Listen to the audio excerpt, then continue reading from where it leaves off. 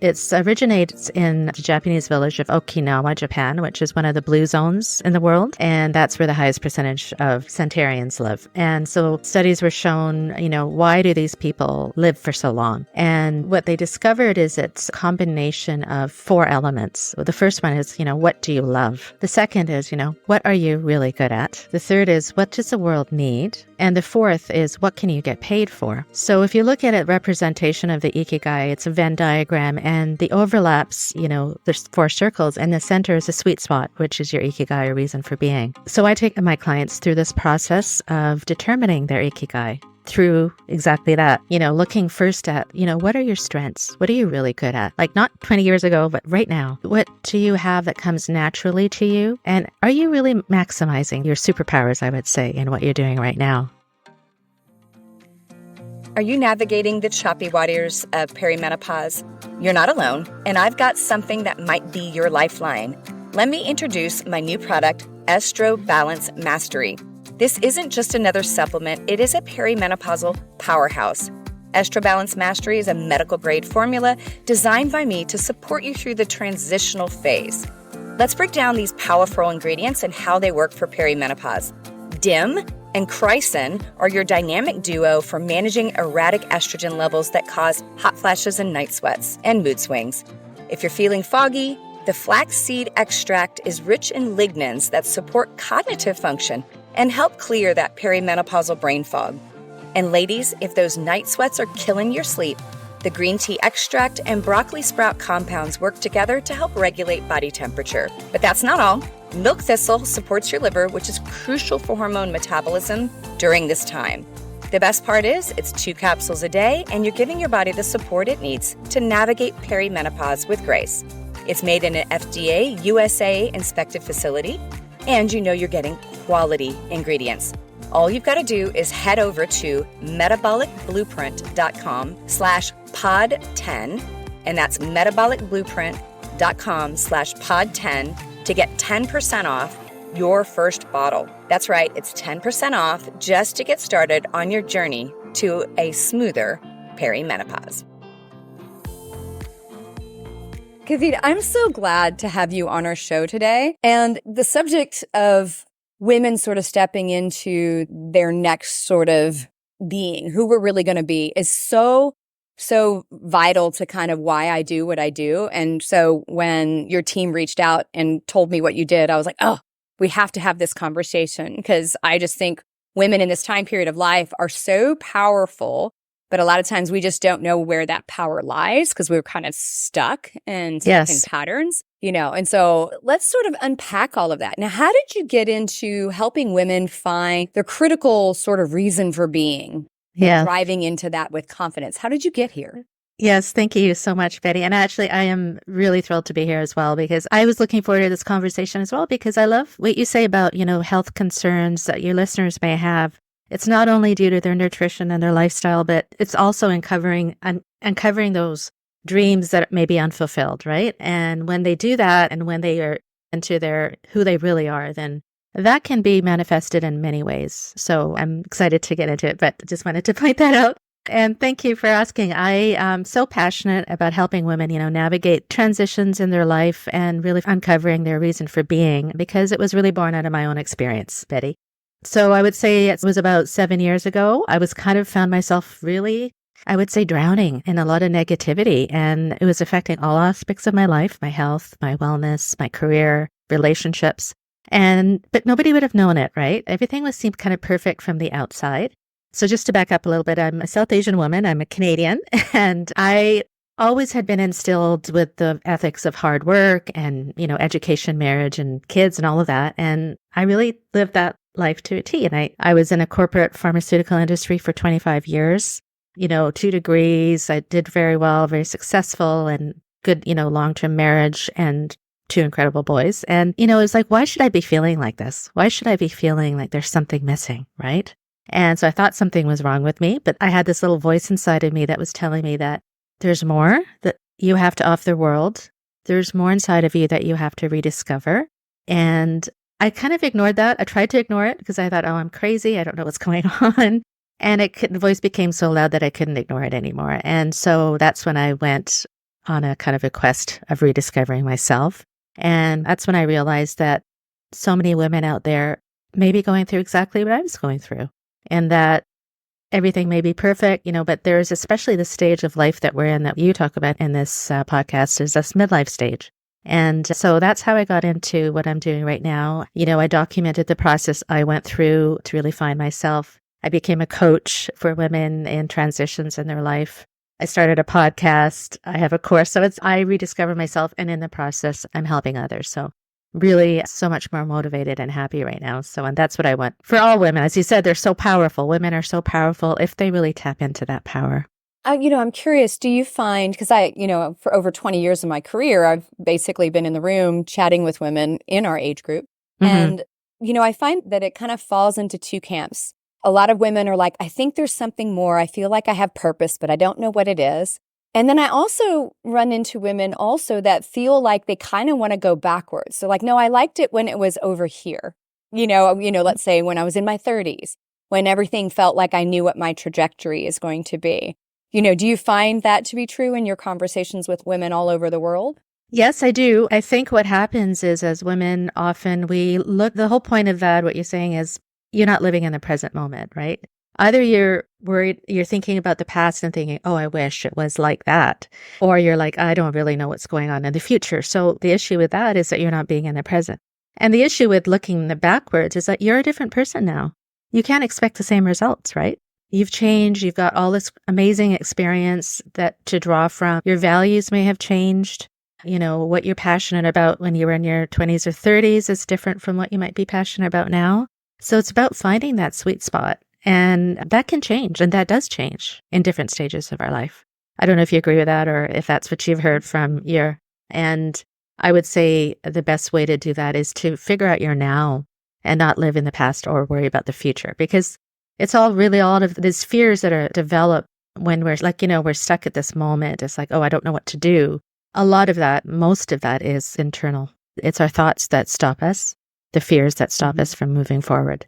So that's what I would say about that. Yeah. It's also kind of that idea of sort of the future self. And we could look back at our history and use it as judgment, or we could look back at it and say, oh, wow, let's say I was 20 years old. I was getting my bachelor's degree. I'm just using this as an example. And this is who I was and where I was at that time. If you look back at it like that and use a comparison, like who have I become over the last 20, 30 years, which is usually extraordinary. Like if you would ask your 20-year-old self, do you think you would be in this spot right here, right now? I think 99% of us had no idea at 20 what we were going to be at 50. Right. And we don't know what we're going to be at 70, right? Really? Right. Yeah. And I would say there's one other piece, just when you were talking about that, it just came up, is that often, when women come to me, my clients come to me, they come and they say, I don't know, I really haven't done anything, or I'm just like, what? They don't acknowledge the amazing person they are, the amazing skills that they have, and all the experiences they have. So it's just about just taking a step and really celebrating who you are. Because as you said, we're amazing at this stage in life for women, especially. And I say to them, it's incumbent on you to actually bring out the best in you, because what if you don't? Like, what if you just stopped and didn't do it? Then what? What your great skills, whatever you bring out to this world would not be there. And so the world would not be able to see it. So what's stopping you, right? So it's so important. If we look at the biological things going on in a woman's brain as they go through perimenopause and menopause, we have a complete remodeling of the brain. Right? If you think of the neural pathways in two different parts of the brain, the highways that we created that go to the frontal lobe, which is your sort of critical thinking, start to detach a little bit. And what they do is they sort of reroute to the creativity centers. Dr. Mosconi's group did a lot of that research with imaging, and they were seeing the same woman over time and watching her brain change because of the hormone changes in menopause. And, some would look at that and go, oh, it's the brain paring back, right? And I'm air quoting that for anybody who can't see us online. I'm air quoting that. But it's actually rerouting, because I think the body is designed to go through this, tap into the female wisdom and drive that forward, because we're no longer under pressure in general to raise children and all those other things. A lot of times our children are at least somewhat self-sufficient, if not empty nesting or something like that. So I think the biological aspects of our body go in tandem with what we're feeling and experiencing in our outside world. 100%. You were talking about like the neural pathways. And one of the things that I do with one of the exercises I do with my clients is move forward. Like we're talking about that a little bit. And it's an exercise called you're looking at your inner mentor. We all have mentors. They could be external mentors, managers, whatever. But often the greatest mentor is yourself 20 years or 30 years from now. So we take a trip to visit her, right? And what does she say to you? Where is she? What does she look like? What is her presence like? And and you can ask her questions like, how did you get from where I am to where you are? So it's a very powerful exercise where you can actually, when you start to visualize who you are in 20 years and where you are, it actually starts the process of actually, creating that. Yeah, that's a beautiful way to kind of look at it, The rocking chair example, like what would a 70, 80-year-old person sell? Yes. Like, yes. Do you do something like that with your clients or anything like that? Or is it? I will be honest, I tend to stay a lot in the science, but we do have those conversations. And I'd say over the last 20 years, one of the most powerful things I love to hear is people that, worked with me and my team and they literally career changed, right? Because once they got the physical under control, they could start looking at all these other things and go, I need more purpose in my life. I need more passion. I need these things that I've never tapped into. And it was always an interesting sidebar to kind of a health practice where most of what you're doing is biochemically driven, physiology. Yes, absolutely. Now, you have 4-step process that you go through with your clients to help people understand their reason for being. Let's talk a little bit about that. Like, because I think some women are probably like, oh, I totally get this. And others are like, I have no idea. Yes, actually. So as I was saying, I kind of, when I went through my own self-discovery, I documented it and I created this process, which I've taken many women through, and it culminates in something that's called your ikigai. I don't know if you've heard that term or if that's something that you may know about, but it's a Japanese term called your reason for being. And this concept really fascinated me early on, and I love it so much that I put it in part of my framework. And I'll just back up a bit. It originates in the Japanese village of Okinawa, Japan, which is one of the blue zones in the world. And that's where the highest percentage of centenarians live. And so studies were shown, why do these people, live for so long? And what they discovered is it's a combination of 4 elements. The first one is, what do you love? The second is, what are you really good at? The third is, what does the world need? And the fourth is, what can you get paid for? So if you look at a representation of the ikigai, it's a Venn diagram, and the overlaps, there's 4 circles, and the center is a sweet spot, which is your ikigai, or reason for being. So I take my clients through this process of determining their ikigai through exactly that, looking first at, what are your strengths? What are you really good at? Like not 20 years ago, but right now. What do you have that comes naturally to you? And are you really maximizing your superpowers, I would say, in what you're doing right now? The second piece is, what are you really passionate about? As you were a child, maybe when you were a child, you were really passionate the day you went by, and can you bring that passion into what you're doing today? And the third is what the world needs. That's really around your values. Like, what do you value now that maybe you didn't value before, or that you really want to bring forth into what you're doing next?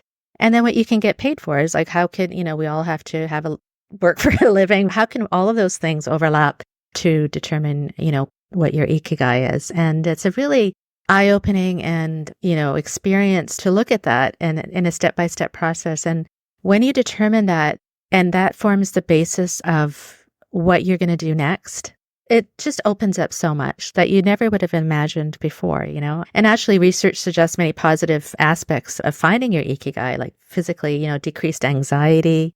There's enhanced immune function, increase in life expectancy, and enhanced confidence and self-esteem. So there's actual research outcomes of finding that. So this is part of my process, my coaching process. And the first step is rediscovering yourself. So yeah, it's fascinating. And, it's something that I think a lot of people don't realize, that purpose is one thing, but it's beyond purpose. It's really understanding who you are from the inside out and kind of unpacking those layers one by one. So I hope that answered your question there. So, It's funny because I have so many people that are now much more aware of health. Like if you look 20 years ago when we started my clinic, I had no idea that my tribe was very small. I'll give that as an example. I was like, wow, a lot of people, there just was a big hurdle to help people understand a more integrative approach to health. And so it's interesting. So over the years, I've had lots and lots of patients and clients that are like, I want to do what you do for a living, because they're now into it. They read about it. They're digging in. They're watching YouTubes. And I would say because of your ikigai sort of framework, I think a lot of people that may say that, let's say there's an industry, I'm going to use health, health and wellness is one, but there might be 100 other ones where people might be in the situation where they're like, I want to be in that. But maybe once they go through your process, it doesn't mean that they go back to school to do what I do, but they might bring forward all their gifts, their experiences, their other things to help people in this arena. 100%. Yes, 100%. Yeah, a lot of people think, a transition, if I'm going through a career transition, I want to change, I have to give up everything that I've done. And it's like, no, that's not the case. You bring out the best pieces of you, right? You bring out what you love. Like you must, if you've been in a career for 30 years, let's say, there must be something about that, some aspects of that career that you love, right? What are those aspects that you can bring forward? And it's not, again, like you said, it's not about leaving everything behind and starting over. It's about kind of starting from where you are at right now. Exactly. Because I think that holds a lot of people back because they feel like they have to go reinvent part of their life. Give me an example of one of your clients who went through this process. I can only imagine that they probably had some extraordinary experiences, like things they never would have dreamed of once they really got that whole kind of being sort of nailed down. Absolutely. There's many stories I can draw from. I guess one of the ones that comes up for me is one of my clients. She had a business. She had her own business, which was successful in the beginning, and then it failed. Basically, she was in the consumer goods. She was selling online. She started it with her daughter, and it became part of her, I would say, her identity, right, Patty? And so much so that when it failed, she felt like she failed. She was a failure. She was divorced, and so she was really looking for what's next. She didn't really have a lot of friends. She was, living in an area that didn't really helpful for her. Right? She didn't have a lot of people around her, so she was lonely. So all these things were happening at that time. So she came to me and she said, I just don't know what to do, Kavita. I'm really lost. I'm really stuck. The work was to really separate her identity from this business and figure out what her identity really was, right? Who she really was from inside. And so we went through the process of determining her ikigai, and through it, obviously you work through different blocks that you have in your way, but she came out to realize that she did love working with people. She loved this whole communicating with people, selling to people, but she had this passion for actually service. So more in the entertainment industry, food, wine, all of that, because she's very social, right? And we dug into it. She goes, I would love to be a sommelier, just something completely different. I'd love to do that. I'd love to work in the wine industry.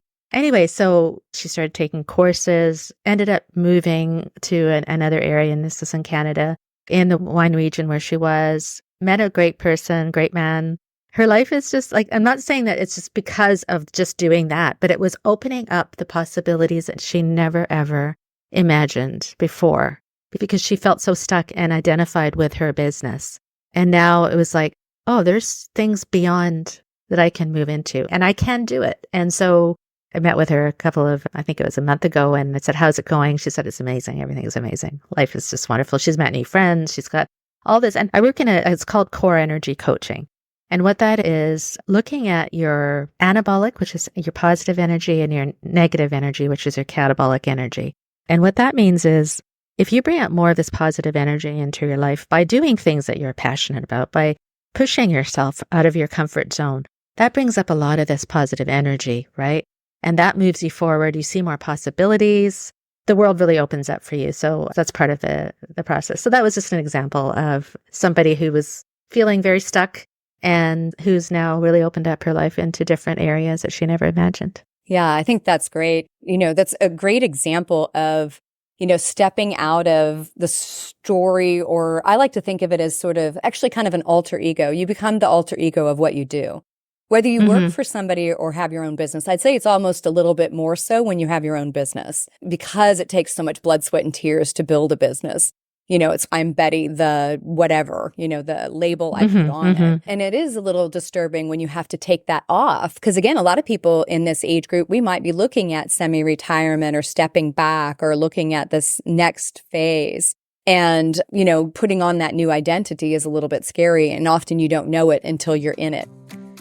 The holiday season is here, and with it comes endless to-do lists, crowded stores, and mounting stress that can leave you feeling overwhelmed and irritable. Instead of enjoying the magic of the season, you're stuck battling stress and holiday tension. Imagine breezing through the holidays calm, focused, and in control. No more snapping at loved ones, stress eating, or feeling like you can't keep up. I want to introduce you to Stress Less Mastery. This supplement is a herbal form to help control cortisol and reduce your stress, so you can finally take charge of your stress and enjoy the holiday season the way you deserve. This Black Friday, get Stress Less Mastery for $29.95 with free shipping. A huge savings off the regular price of $45 plus $9.95 shipping. Don't wait. This exclusive offer is only available for a limited time. Visit metabolicblueprint.com to secure your order today. Again, that's metabolicblueprint.com. Well, the thing is also, yeah, absolutely. I mean, the thing also is, as women generally, I'm not saying this every woman, but generally as women, we tend to look after everyone else. We're looking after our kids if we have them. We're looking after our elderly parents. We're looking after our spouses or our partners, our employers. And then guess who's at the end? Us, right?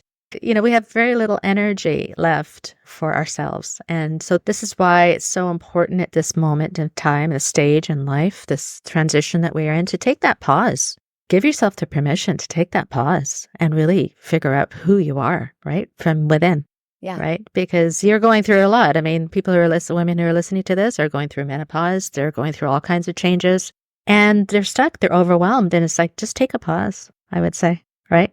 100%. I think it's probably why it's called the pause. It's like no a moment and reassess, because the women that we read about, Maya Angelou, scientists, the vast majority of women that left their mark, let's say notable historical mark, the few places that we get to find it in history because we often get expunged from it.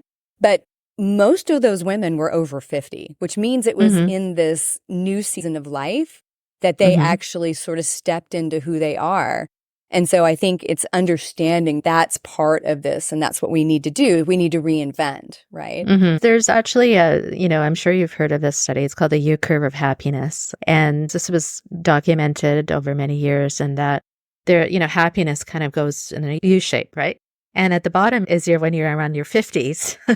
And so the more you go up that curve, there's a lot of things that happen, and that we are also looking to, rediscover our values and our direction more. So, the more you do that at that stage, the more your, happiness is bound to move up. So that's just something called the U curve of happiness. I don't know if you've heard of, but I have.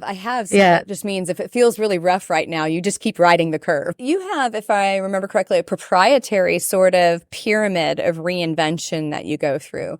Tell us a little bit about that. So obviously the ikigai is part of that, right? That's the first core step. Tell me about that. Yeah. I think these steps really build upon each other, and they're really important to take, as I said, to take that while you're in that pause. Or even if you're considering something, like let's say you're working and you're like, I'm not as fulfilled as I want to be. It doesn't mean that you have to quit your job. You can do this process while you're working and figure it out, while that's happening. So the process is called the Pyramid of Reinvention, and it has 6 steps. And the first step is really rediscovering yourself that we just talked about. In that phase, it's about rediscovering your strengths, your passions, your values, and that culminates in your ikigai, which we just discussed. So that is really the fundamental thing, is once you've just discovered that, then we can move forward. The second piece is visioning. And we touched a little bit about that, is that who do you really want to be? And that it's something I talked about with the inner mentor piece. Who do you really want to be, and how do we get there? Right. The third step is really overcoming your obstacles. And we all have them, whether they're our inner critics, the assumptions we make, the limiting beliefs that we have. All those things, we have to deal with them. We have to understand where they're coming from and how we can, if not overcome them, at least lessen them in our lives. And the fourth step is building your confidence. So that is a key thing. And a lot of women coming to me saying, I'm just not confident at all with what I want to do. I have this fear of, that I'm not good enough or not qualified enough. I'm not confident to move forward.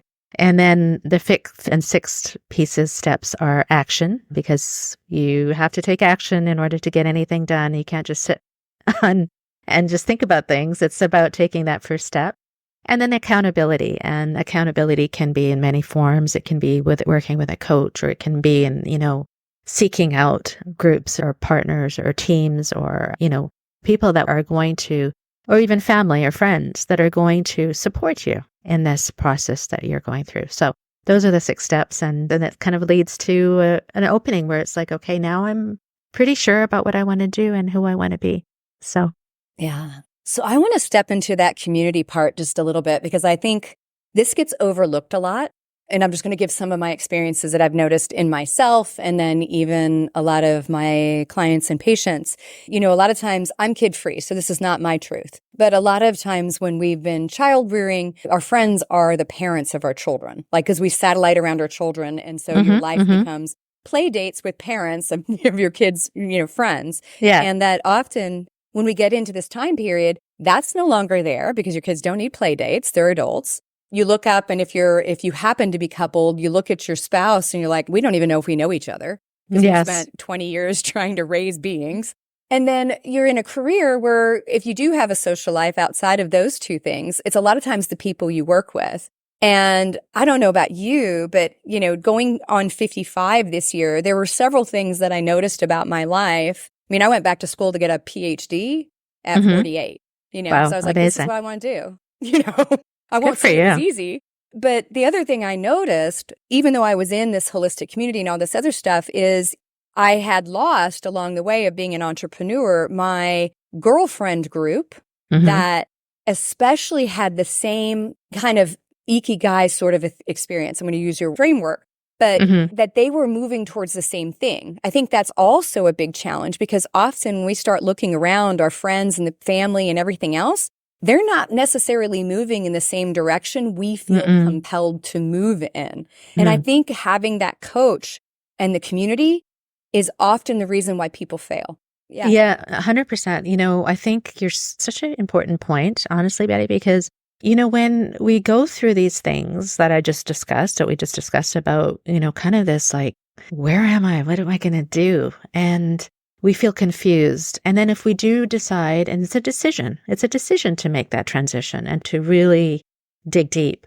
When we do make that decision to move forward and really, like, as you said, maybe even go back to school or whatever we decide to do, often people around us don't understand. And many times they don't understand. They can't relate. And they want to be supportive. They want, but they're just not capable because they're not in your shoes, right? So it becomes... And that stopped me, I have to tell you, for probably 3 years, because people were like, what's wrong? Like, why are you doing this? Because everything is just, as I said in the beginning, everything seems perfect, right? So unless and until you find that supportive community or people that understand or that can help you along the way, whether with a coach or with other women who are going through similar transitions or similar feelings, group of women who are going through menopause who understand that, or women who are going through career transitions, you have to find your tribe, because it becomes lonely. And it's also because you feel like people are judging you, perhaps, right? And so I wholly agree with you. I think it's lonely. It can be lonely when you embark on something that you've never done. For example, like me, I went from corporate world 25 years to being an entrepreneur. And as you know, it's a lot. It can be lonely, but unless you find your people and support, I think it becomes very hard. So I have a question too, because this is an observation I've made, and I'm going to make some generalizations that are never true for everybody, but they're generalizations that I find a lot of the men, and we work predominantly with females, but we see a lot of men because we end up adopting the significant others and spouses of our patients and clients. And what I find interesting is there's a perception difference between aging for men and women. At least I'm going to, again, speak sort of generalities. Women often look forward to this, like, ooh, something new, something exciting. I can get creative. I may not know that direction, but I have something burning and I see it. What I hear from a lot of my men, and it's not all, but a lot of them, they're in the latter part of their career. Some may be retiring early, but they're in this zone. And I resoundingly hear all the time from a man, I'm on the downhill slope. like they age themselves forward, right? Mm-hmm. I'm not as virile, I'm not as vital, I'm not as this, I'm being outpaced by my younger competitors and things like that. It's really interesting to me because I like to just sit back and observe people, right? And Mm-hmm. so observational wise, I'm like, this seems like a super disconnect because a lot of women are like, whoo, I'm going to go, take a new art class. I'm going to go explore all the things I never got a chance to do, where Mm-hmm. their partner might be in a position where they're actually sort of, to some degree, walling off and sort of closing in. And I don't know if you hear that a lot from your female, counterparts and clients. Yeah, yes, I do from the aspect of the women who come to me if, their spouses may not understand because they're also going through that, but they don't have the same sort of, like you said, excitement. And it's rather than it's like, why don't you just let's just chill and, whatever, play golf. And not that there's anything wrong with golf. Again, it's about not really understanding what their spouses or partners are going through. And they feel, I think it's because, I guess, to be honest, I don't think there's as many men's groups that perhaps they can turn to. I mean, it's a very female thing to seek out others and to get that support. So maybe not as much for men. So they may want to, but maybe they're, either they're feeling like, oh, that's not done, or they just don't know where to turn. So that might be an interesting, I don't hear it as much, to be honest, because a lot of women also feel that way, that who are coming to me, that it's kind of like, oh, now I'm too old, or, I'm being aged out of my work. So a lot of women feel the same way, but it's a really interesting observation that, come to think of it, if your spouse is not really understanding what you're going through, there may be that disconnect. And it's like, well, why are you wanting to ramp up and I'm wanting to slow down? So there becomes a disconnect, right? So. Yeah, I think I hear it directly from the men more. Like once I get to know them, they start talking about it. And I've been lucky enough because my husband's a firefighter and paramedic for the city of Dallas, and he's recently stepped down and he's retiring. But it's a predominantly male field, not that it's completely male, but it is. And just being a fly on the wall and listening to the conversations, the conversations are definitely skewed towards you're getting old. It's just interesting how the male camaraderie and sort of the ribbing. Do you think it's real, or do you think it's just because, but if you really talk to them inside, I think it's not true. I think they probably want to figure out, like, they don't want to just be sitting there and not doing anything. They want to be active. They want to do things that maybe they never did. So I would say that maybe it's a perception. I don't know. That's just my thoughts. Yeah, I agree. On that. It's something about, how men sort of connect, we train them to connect differently. So it's always, like I said, very interesting to me because I was like, that's challenging, I think. Yeah, that's kind of the machoism, right? Totally. Yeah. But I think it's amazing when both partners can sort of embrace that time period and figure out like what's the next going to be. Because it doesn't, in your ikigai example, it doesn't always have to earn you income either. It could be a side passion that you get extraordinary just fulfillment out of, but it doesn't necessarily result in a paycheck, right? Oh, yeah, absolutely. I mean, I'll give you another quick example if we have time, but it's like I had a client who was a very, very successful lawyer in New York. We never would have understood why she's feeling this way. Like just, it's a very common thing. It's like high success women, and she's just something is missing. And we dug deep into this. We went through her ikigai. We went through the process. What she loves is her passion is gardening and just the whole environment, all of that. And she has a couple of properties north of New York City. And she said, I want to cultivate that passion of mine. That's what she's doing now. Like, before it's not like she left being a lawyer. She left lawyering, but she added that in terms of bringing people up in retreats and helping them with, understanding about gardening and the environment and all this stuff. So it's just interesting, right? Like you said, it doesn't mean that you have to leave your career. It means how else can you incorporate your passions into other things, whether that's even volunteering, or doing a side hustle, a passion, and that could end up turning into your main gig. Now, you also talked a little bit about anabolic energy and catabolic energy and sort of you have kind of this idea of levels of energy. Would you be willing to kind of explain that to my listeners? Because I think that's also important because sometimes we have to look at where our energy is being expended.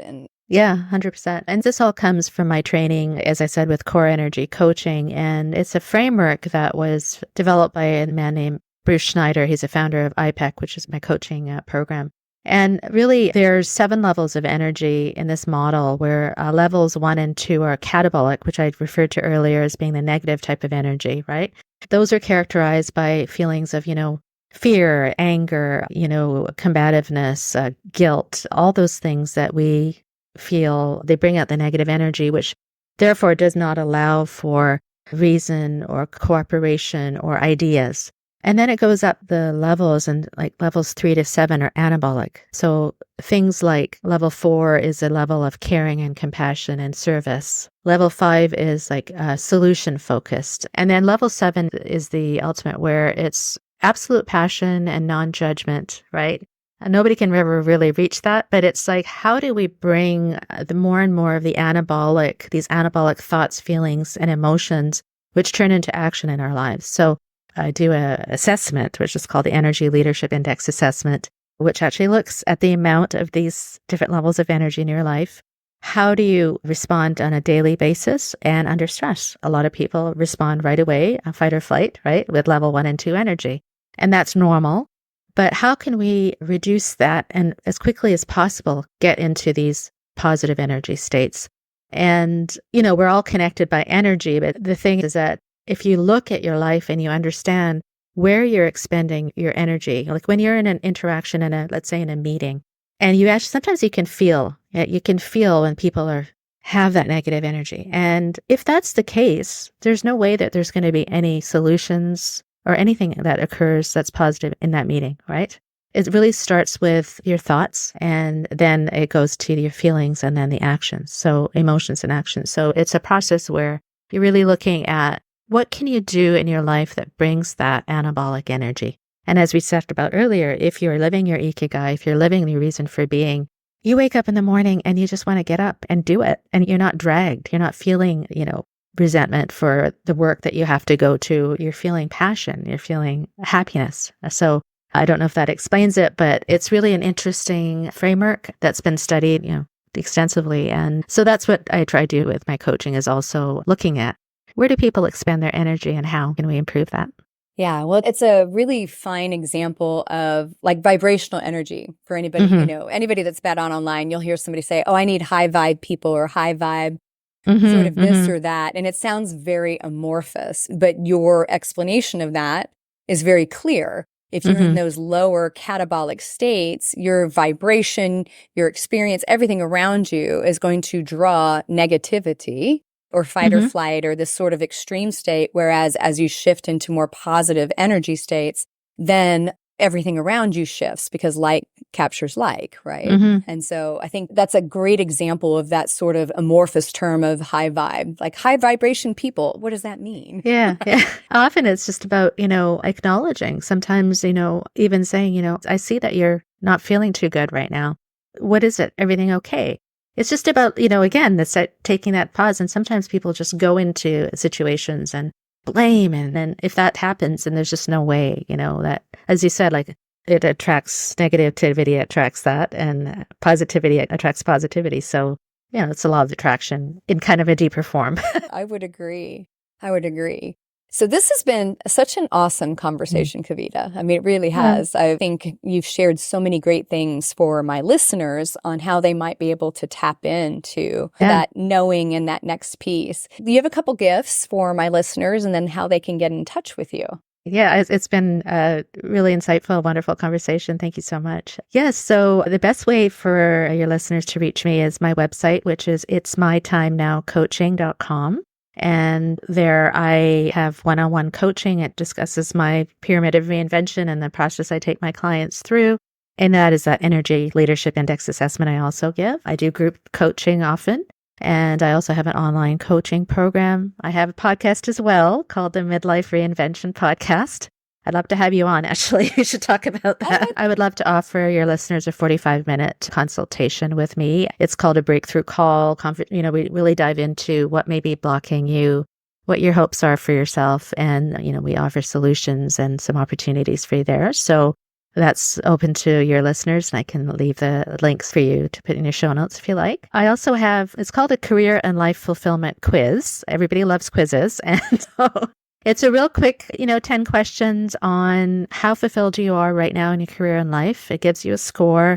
and followed by some really insightful ideas about why you may be unfulfilled and how you can improve fulfillment in both in career and life. So I can give that as well for your listeners. So awesome. What a generous offer to chat with my listeners. So we'll make sure to have all of those links in the show notes so you can connect with Kavita and have your consultation and also take the quizzes. We'll make sure of that. thank you. Yeah.